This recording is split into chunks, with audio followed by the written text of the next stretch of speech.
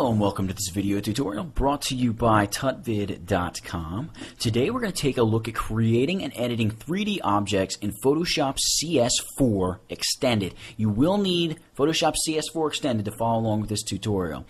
So when Adobe came out with Photoshop CS3, they included the ability to work with true 3D documents, true 3D objects.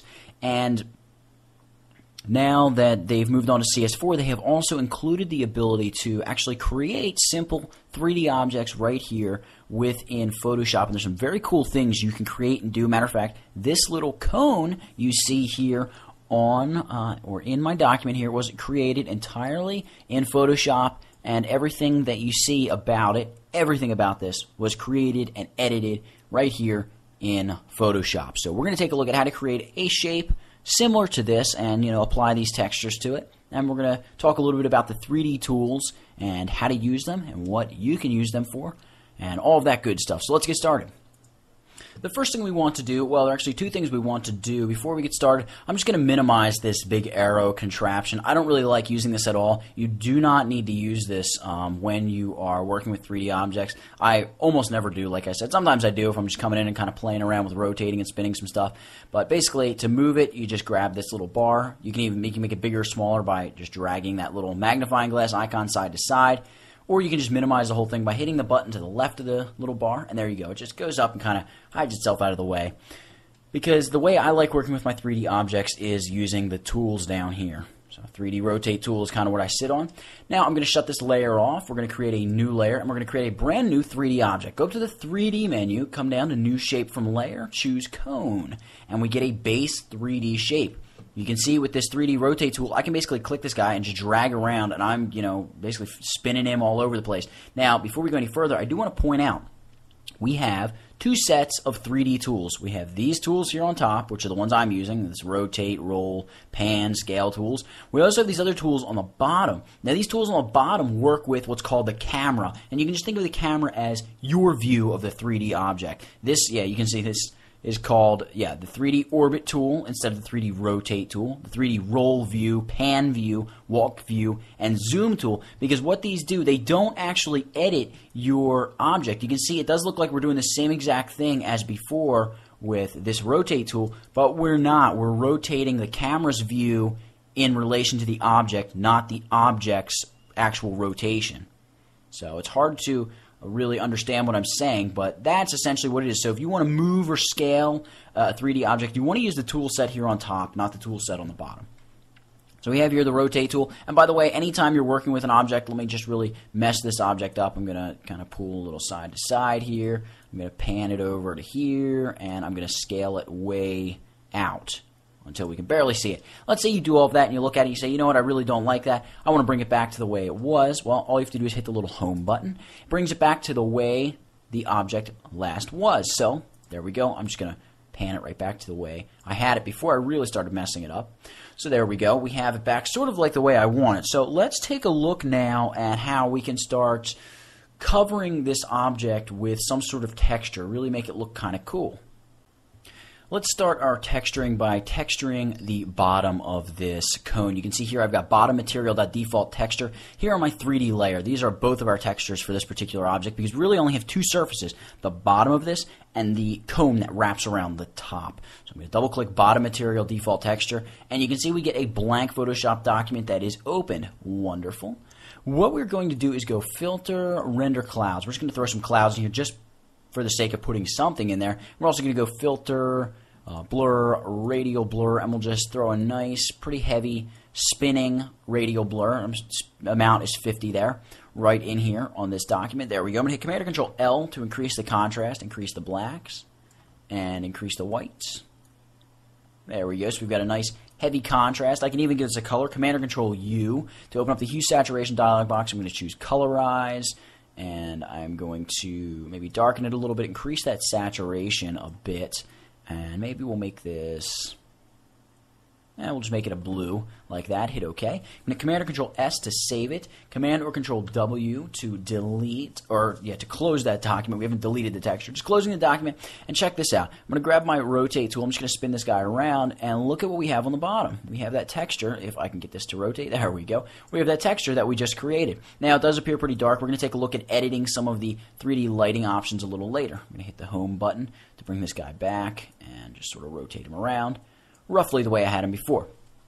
Now we want to create sort of this same effect that I have on this 3D object. How do we do it? Well, let's take a look at that. I'm going to close this. We're going to get started by creating the checkered pattern. So I'm going to double click the layer 2 here. You can see that's that texture. If I go back to my 3D document, that's the texture we're working on, layer 2. It's just this blank Photoshop document. The first thing you may notice is that it is actually a different shape than the other document, because this is, a longer, thinner shape that we need to create in order to wrap around that cone. So let's grab the paint bucket tool and set it to paint a pattern.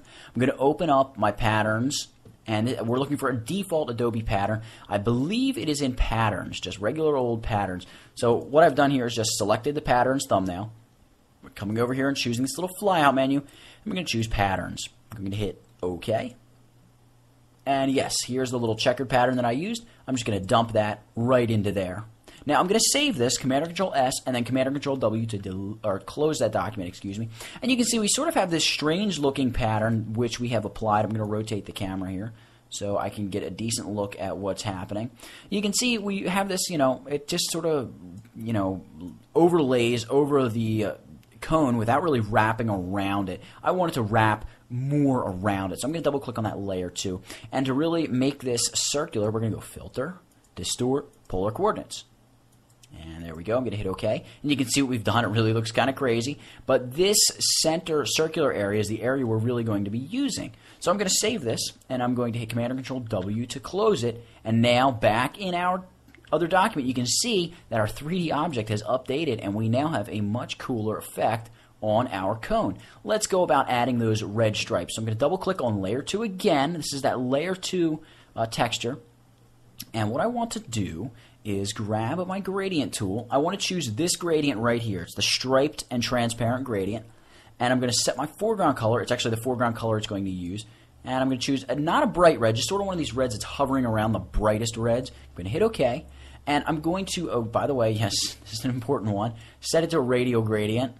And I'm not going to check reverse. I'm going to make sure reverse is not checked on. And I'm just going to pull it straight out of the center, maybe a little over halfway to the edge of the document. Okay, so we've got this nice sort of red shape happening. However, I did not do that on a new layer. I want to create a new layer to do that on. So again, pull it out almost halfway, or just beyond halfway, excuse me, to the edge of the document, straight to the side. I pulled it to the right. Now I'm going to hit Command or Control T, and I'm just going to pull this out so this bullseye matches the rounded shape of our checkerboard, shape there. Okay, you can see I've created a nice little effect there. We can try some blend modes if we want, maybe multiply, something like that. That looks kind of cool. Hit Command or Control J to duplicate that, and maybe set this guy to overlay to brighten it up a little bit. You can see just like that. That looks kind of neat. And there we go. I'm going to hit Command or Control S to save that, Command or Control W to close that, and you can see that our cone has been updated. However, it doesn't really look metal, whereas over here, this one almost looks like it's metal. So that's pretty cool. How do we do that? Well, we need to begin playing with the intensity of the lights that are lighting this 3D object. We can do that by going Window, 3D, and opening up the 3D panel. That's this guy right here. Now, what we are going to do is we basically have our bottom material here, and, and by bottom, we've got this object here on the bottom, but this entire 3D object just references this 3D layer. That's basically what I'm trying to say, is we don't need to worry about this object here on the bottom. Okay, so bottom up here is not this guy. But you can ignore this whole bottom thing anyway. And also you can ignore cone. Those have to do with the 3D object. We're concerned with these 3 lights. And what I'm going to do is I'm going to choose Infinite Light 1, and I'm going to increase the intensity. Okay, we're at 1. I'm going to try pushing it up to 2. Push it up a little more. This is probably the light that is lighting the bottom of it, so we can't see what it's doing. Let's go to Infinite Light 2 and push the intensity of this up. You can see that's the light that's coming down on the top. That's a little too bright for my liking. I'm going to push it back to, yeah, somewhere around 1.5. And then light number 3 here, we're going to really push this one up because this must be the guy lighting the bottom here. I want a lot of light coming up from the bottom. Maybe push it up to around 3.5, like so.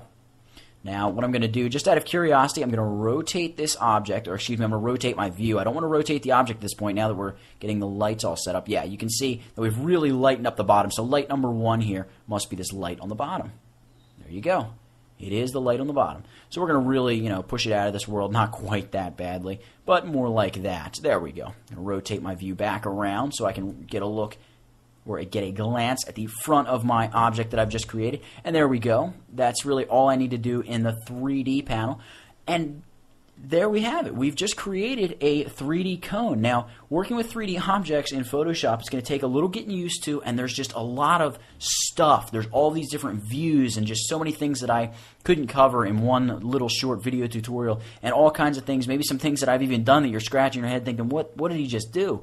But, this is just meant to be the bare bones basics of 3D objects in Photoshop and just kind of helping you create a pretty cool looking object. And by the way, I can just grab the move tool here and move this 3D object as if it were anything else. So I can just position these guys side by side. Ooh, make sure I select, the correct layer. There we go. And you can see, working with 3D objects in Photoshop, while it is kind of complicated to get started, and there's just a lot of things you have to understand, there's really nothing that is so important that you just can't get started without it. Nothing like that. So don't be worried about, jumping in and, completely messing something up. Just jump right in and start playing around with it, and you'll start to figure things out. And, it's a whole lot of fun. There's a lot of really cool things you can do with 3D objects in Photoshop, and it's a very, very useful thing to do if you're creating product mock-ups or using it in all kinds of different types of artwork, even photography. There are things you can do with it that are really pretty cool. So that's it for this one. Really the basics of creating a 3D object here in Photoshop. I hope you've enjoyed it. I hope you've learned something. I hope you didn't get sidetracked by, all these little small tools, all the little things that, we couldn't get around to talking about. But hopefully with your new confidence in working with 3D in Photoshop, you'll be able to go in there and play around with some of these tools and figure out what some of them do, some of the things maybe that I've missed, and really get to know 3D inside of Photoshop. It's a great, great new feature of Photoshop. So, highly recommend you check it out. And also, if you've enjoyed this tutorial, if you've learned something, please go check out the website. That is tutvid.com, tutvid.com, for more great video tutorials. And I thank you very much for watching.